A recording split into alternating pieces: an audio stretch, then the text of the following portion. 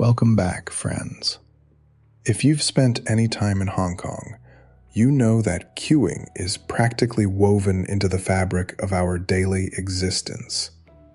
We wait patiently for everything. Dim sum trolleys at morning tea, the Star Ferry during rush hour, elevators in our towering residential blocks, even ATM machines during lunch breaks.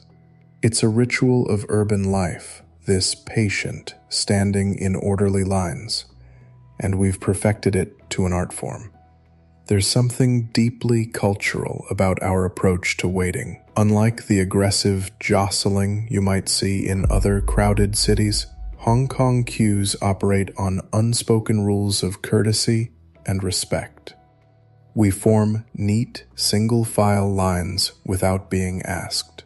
We hold elevator doors for the person behind us. We wait our turn, no matter how long it takes, because that's simply how things are done. But what happens when someone or something joins a queue that shouldn't exist? What happens when the very concept of waiting your turn transcends the boundaries between the living and the dead? Our story takes place in Causeway Bay, in one of those gleaming shopping complexes where families spend their Sunday afternoons browsing, eating, and simply being together. It's a place where 3 generations might shop side by side, where elderly grandparents navigate escalators with the same patience they once showed waiting for rice rations during harder times. The location is important because Causeway Bay carries layers of history beneath its modern surface. This district has seen waves of immigrants, refugees, and settlers, all waiting for their chance at a new life. Some waited in lines for government housing. Others waited for medical treatment in overcrowded clinics. And during the tuberculosis outbreak of the 1980s, many waited in hospital queues that stretched around city blocks, lines where patience became a matter of life and death.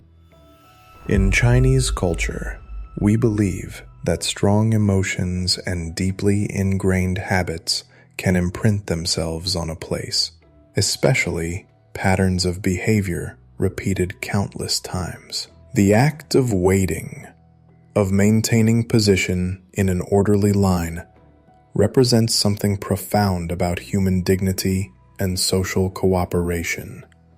But sometimes, it seems, even death cannot break certain habits. Let's call him Michael, a 35-year-old accountant who worked for a mid-sized firm in Central, but lived with his family in a cramped flat in North Point. Like many Hong Kong sons, he had taken on the responsibility of caring for his aging mother, a 72-year-old widow who had raised 4 children in post-war Hong Kong and now spent her days watching Cantonese opera on television and complaining about the rising cost of vegetables. Every Sunday, without fail, Michael would escort his mother on what she called her weekly expedition, a methodical tour of Hysan Place in Causeway Bay.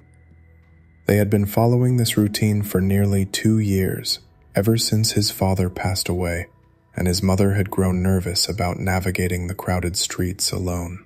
Their pattern never varied.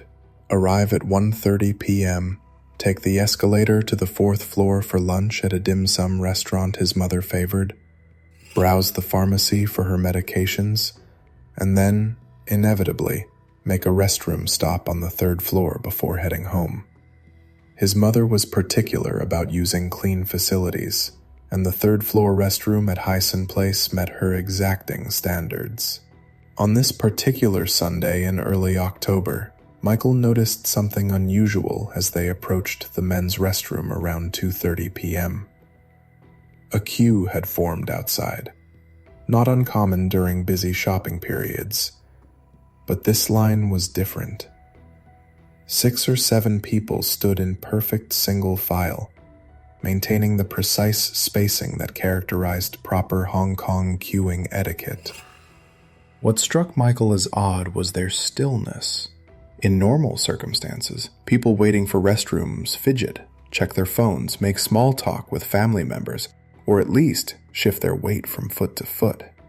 These individuals stood with an almost military precision, hands at their sides, facing forward, completely motionless.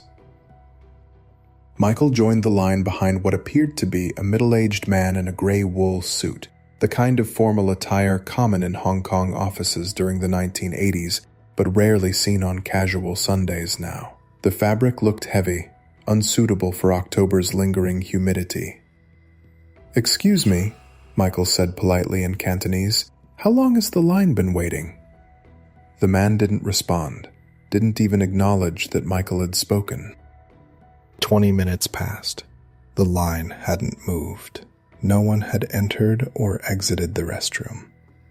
Michael began to feel a creeping sense of unease, especially when he realized that none of the people in front of him were breathing visibly.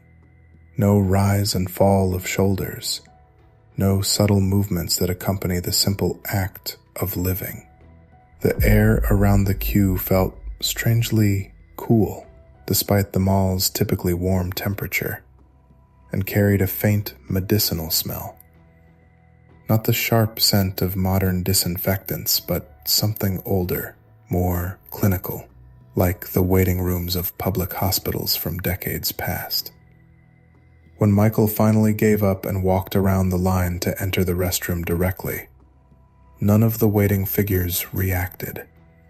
They simply continued their patient, eternal vigil, as if waiting for something that would never come. The following Sunday, Michael found himself watching the clock throughout lunch with his mother. As 2:25 p.m. approached, he felt an uncomfortable mixture of dread and curiosity. Had he imagined the strange queue the previous week? Had stress from work and family responsibilities finally gotten to him? His mother noticed his distraction. "Wei, Michael," she said, using his Chinese name. "You're picking at your hargao like a bird. What's wrong with you?" "Nothing, Ma," he replied, but kept glancing toward the dining room exit. When they approached the third-floor restroom at exactly 2:30 p.m., the queue was there again. Same spot, same formation.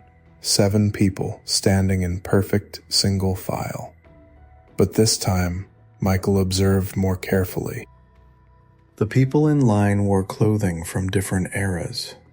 The man he had tried to speak to the previous week stood in the same gray wool suit, but now Michael noticed the outdated cut of the jacket, the wide lapels that had been fashionable in the early 1980s. Behind him, a woman wore a simple blue dress with a style that belonged to the 1970s, her hair set in the tight, permanent waves that older Hong Kong women had favored decades ago. What disturbed Michael most was their faces. Each person stared straight ahead with expressions of infinite patience, not the frustrated tolerance of modern commuters, but the resigned endurance of people who had learned to wait for things that might never come. Their skin had a waxy, translucent quality, and their eyes never blinked. Michael positioned himself to one side, pretending to check his phone while watching the queue. For 15 minutes, no one moved. No shifting weight, no adjusting of clothing, no human fidgeting whatsoever. The line remained as still as a photograph. Then he noticed something that made his skin crawl. None of them cast shadows on the polished mall floor. Despite the bright overhead lighting, the space beneath their feet was empty, unmarked, as if they weren't quite solid enough to block light. When Michael tried to make eye contact with the woman in the blue dress, her gaze passed right through him. He waved his hand in front of her face. Nothing. It was as if he existed in a completely different dimension from these patient, waiting figures. The medicinal smell was stronger this week, accompanied by something else, the faint odor of old paper and ink, like documents that had been filed away and forgotten. The temperature around the queue felt noticeably cooler than the rest of the mall corridor, creating a pocket of chill that made Michael's arms prick with goosebumps. At exactly 2:45 p.m., as Michael watched in fascination and horror, the entire queue simply faded away. Not dramatically, not with any fanfare, they just became gradually more transparent until they weren't there anymore, leaving only the lingering scent of old medicine and the memory of their impossible patients. Michael realized he had been holding his breath. By the third Sunday, Michael had made a decision. He needed a witness, someone else to confirm what he was seeing, or to prove that he was losing his mind. His 17-year-old son, Kevin, had been pestering him to join the weekly shopping trips anyway, complaining that he was bored staying home alone. "You want me to come watch Popo buy herbal tea and complain about prices?" Kevin had asked, skeptically. But Michael insisted, and family obligation won out over teenage resistance. As they finished lunch, Michael felt his pulse quickening. Kevin was absorbed in his phone, scrolling through social media with the absent focus of his generation. Michael's mother was gathering her purse and checking her pillbox, preparing for their usual restroom stop. "Kevin," Michael said carefully as they approached the third-floor facilities, "I want you to tell me exactly what you see when we get to the men's room, okay?" His son looked up from his screen, confused. "What do you mean? It's just a bathroom, Dad." At 2:30 p.m. precisely, they reached the familiar corridor. Michael's heart hammered as he saw the queue, clearer than ever before. 7 figures in outdated clothing, standing with that same eerie patience. The gray-suited man, the woman in blue, and 5 others he now recognized. An elderly gentleman in a Mao suit, a young woman clutching a faded medical folder, a middle-aged man with the thin build of chronic illness. "Dad, there's no queue," Kevin said, walking straight toward the restroom entrance. "Why are we stopping?" Michael grabbed his son's arm. "You don't see them? The people waiting in line?"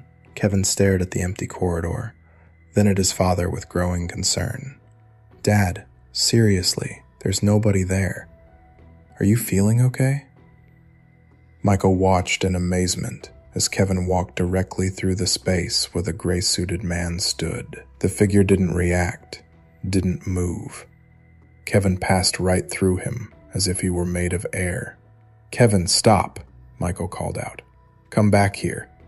A janitor pushing a cleaning cart happened to overhear their conversation. "Let's call him Uncle Lamb, a man in his 60s with the weathered hands of someone who had worked manual labor his entire life." He paused, studying Michael's face with knowing eyes.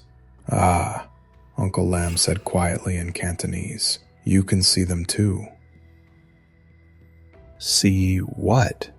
Kevin asked, looking between his father and the janitor with teenage exasperation. Uncle Lamb set down his cleaning supplies and moved closer, lowering his voice. "The people who wait. They come every Sunday, same time. Been happening for maybe 10 years now, since they renovated this floor." Michael felt a chill of validation mixed with terror. "You know about them?" "My grandmother, she had the sight," Uncle Lamb explained. "Sometimes it passes down. These people, they died waiting in hospital queues during the TB outbreak in the 1980s. Waited so long, so patiently, that even death couldn't break the habit." Kevin stared at both adults as if they had lost their minds. "Are you guys seriously talking about ghosts? In a shopping mall?" Uncle Lamb nodded gravely. "They're not angry ghosts. just stuck. Still practicing the patience they learned in life, still waiting their turn for medical treatment that never came. Every Sunday, 2:30 to 2:45, they gather here because this space used to be connected to the old Causeway Bay clinic before the renovation. Michael looked again at the queue, seeing them now not as frightening apparitions, but as souls trapped in an endless loop of hope and disappointment, forever demonstrating the dignity they maintained, even in their final, futile wait for healing. The revelation changed everything for Michael. The following Sunday, he adjusted their routine slightly, suggesting they finish lunch a bit later. "Let's take our time, Ma," he told his mother. "No need to rush." They now arrived at the third-floor restroom at 2:45 p.m. instead of 2:30, just after the spiritual queue had completed its 15-minute vigil. The corridor was always empty by then, warm and normal, filled with the usual sounds of Sunday shoppers and chattering families. Kevin, initially skeptical about his father's ghost story, began to show a grudging respect for the ritual. Though he couldn't see the waiting spirits, he learned to pause respectfully during those 15 minutes when his father insisted they wait elsewhere. If they're really there, he reasoned with the pragmatic flexibility of youth, then I guess they deserve their turn. Michael's mother, when she eventually learned about the supernatural queue, simply nodded with the matter-of-fact acceptance of someone who had lived through Hong Kong's transformation from colonial outpost to global city. "Ah," she said, "so that's why the air feels funny sometimes. Poor souls. They learned to wait properly, just like we did." The change in timing became permanent. Sunday shopping trips now included an unspoken 15-minute buffer, a small act of courtesy extended across the boundary between life and death. Michael found that this simple adjustment brought him unexpected peace. Rather than being disturbed by the presence of the waiting spirits, he began to see them as a reminder of human dignity in the face of suffering. Uncle Lam, on the few occasions when their paths crossed, would nod approvingly at Michael. "Good," he would say quietly. "Respect costs nothing and means everything." In traditional Chinese belief, the boundary between life and death is more permeable than Western cultures typically recognize. The concept of ghost festivals and ancestral veneration acknowledges that the dead continue to exist alongside the living, often repeating patterns of behavior that defined their earthly existence. The queue Michael witnessed represents a form of unfinished business, not revenge or malice, but the persistence of learned social behavior. In Confucian philosophy, proper conduct and respect for hierarchy extend beyond death, and the act of waiting patiently in line represents the highest form of social courtesy. Skeptics might point to several logical explanations. Mass hallucinations can occur in crowded, emotionally charged environments, especially when combined with family stress and cultural expectations. The specific timing could be coincidental, and the witnesses, like Uncle Lam, might be contributing to a form of collective delusion. Hong Kong's rapid urban development has demolished many historical sites, and people sometimes project memories of the past onto present locations, creating psychological phenomena that feel supernatural but have purely emotional origins. Yet Michael continues to adjust his Sunday schedule, maintaining that small gesture of respect for those who may still be waiting. His son Kevin, now in university, still pauses respectfully during the 2:30 to 2:45 window when he joins family shopping trips. Whether the queue exists as literal spirits or as a powerful reminder of patience and human dignity, the effect remains the same, a recognition that some forms of courtesy transcend the boundaries of life itself. What do you think Michael was really seeing in that eternal queue? Were they the spirits of those who died waiting? Or something deeper about the nature of human patience and respect? Let us know in the comments below. And don't forget to subscribe for more true ghost stories from across Asia.